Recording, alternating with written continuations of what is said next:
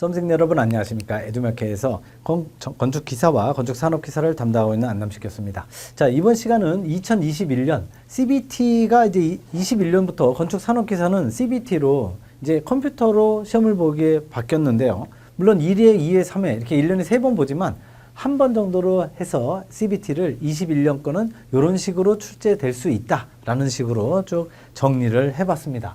그래서 21년 이 CBT 건축산업기사 문제 1과목부터 이 5과목까지 쭉 해설을 할 텐데 이번 시간은 제1과목 건축계획, 2과목 건축시공 두 과목을 해보도록 하겠습니다.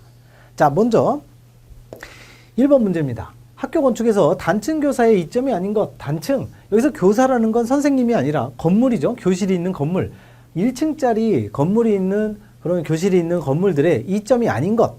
보시면 4번에 보시면 전기나 급배수 난방 등의 배관에 집약이 용이하다. 집약이라는 게 하나로 모이는 걸 얘기하는 거죠. 하나로 모으는데 용이한 건 단층이 아니라 다층입니다.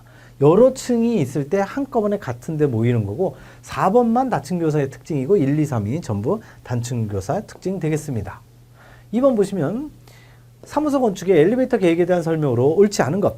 3번 보시면 초고층 대규모 빌딩 경우 서비스 그룹을 분할해서는 안 된다. 이게 분할해서 계획하는 거 이게 바로 조닝이죠. 조닝. 이 분할해서 계획하는 게 바로 조닝입니다.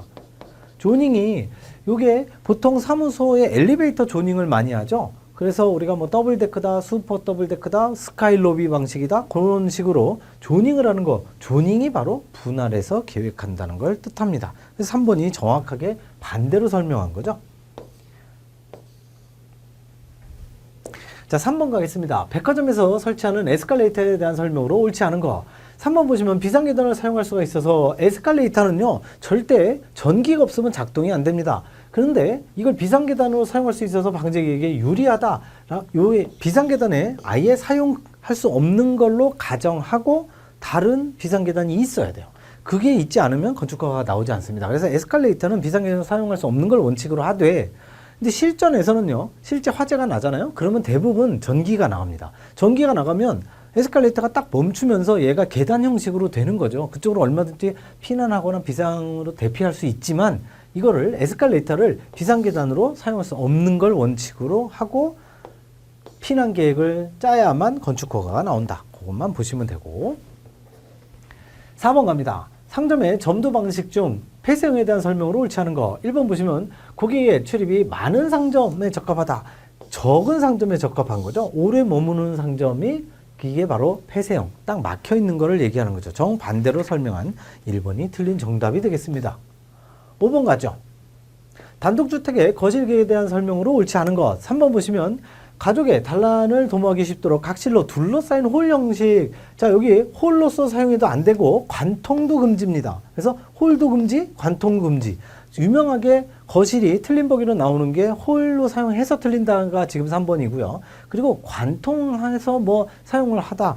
이렇게 한 것도 틀립니다. 관통도 안 돼요. 그러니까 홀도 안 되고 관통도 안 되고 이렇게만 잘 기억하시면 됩니다. 6번 가죠.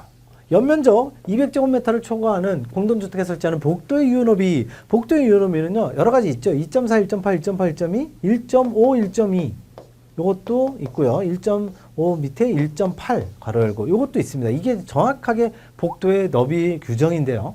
여기서 제일 위에가 학교, 뭐 유치원, 초등학교 뭐 이게 다 필요 없고 그냥 학교입니다. 학교일 때 2.4, 1.8인데 지금 학교가 아니라 공동주택 오피스텔이죠. 그래서 이건 05로 암기하는데요.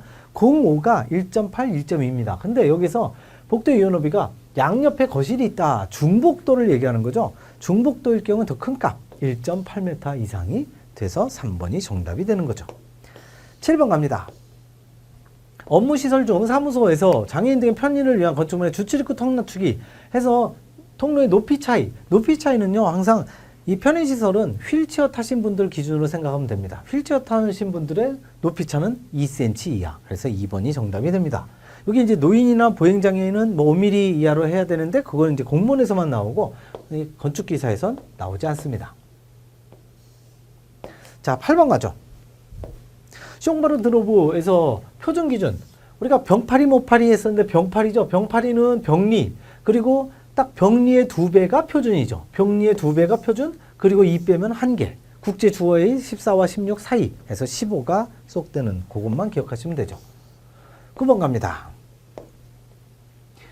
주택 부엌에서 작업삼각형의 세변 길이 합계로 가장 알맞은 것. 이거는 3.6에서 6.6. 그 중에서 제일 짧을수록 좋다. 그래서 3.6에 제일 가까운 거. 그 3.6보다는 크면서 가까운 거죠. 근데 1, 2, 3이 전부 3.6이 안 돼. 그래서 전부 탈락. 3번밖에 없죠. 예를 들어서 답이 보기가 3,600이 아니라 3,000이 아니라 3,600mm로 3번이 나왔다. 만약에 그렇다면요. 4번이 아니라 3번이 정답이 됩니다. 왜냐면 3.6에서 6.6 사이에 있는 숫자 중에 가장 작은 값이니까 3번이 될 수 있죠. 근데 지금은 3,000mm로 주어졌으니까 아예 탈락이죠.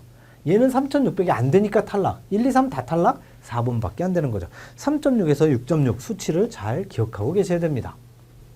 10번 갑니다. 다음 설명에 알맞은 사무소 건축의 코어 유형 갑니다. 대규모 전용 사무실에 적합하다. 그리고 방제상 유리하다. 방제상 유리한 건 딱 하나밖에 없죠. 양당 코어. 그래서 양당 코어형 또는 편심 이중 코어형이라고도 하는데 양당 코어형에 대한 설명이죠.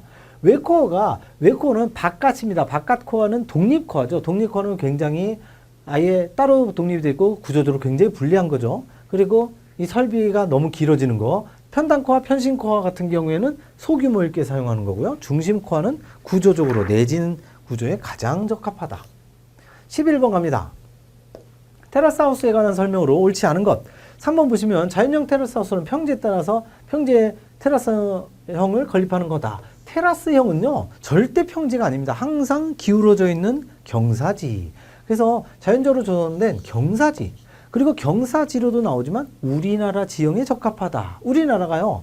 비록 땅덩어리는 다른 나라에 비해서 굉장히 작을지 모르지만 잘 보시면 우리 남한에 있는 대한민국을 하더라도 저 강원도하고 경상북도 근처에 있는 태백산맥이 있기 때문에 굉장히 산이 높죠. 그래서 경사가 지는 지형이 많아요. 그래서 우리나라 지형에 적합하다 한 것도 역시 테라스 하우스 되겠습니다. 그래서 테라스형은 절대 평지라는 말이 나오면 안 됩니다.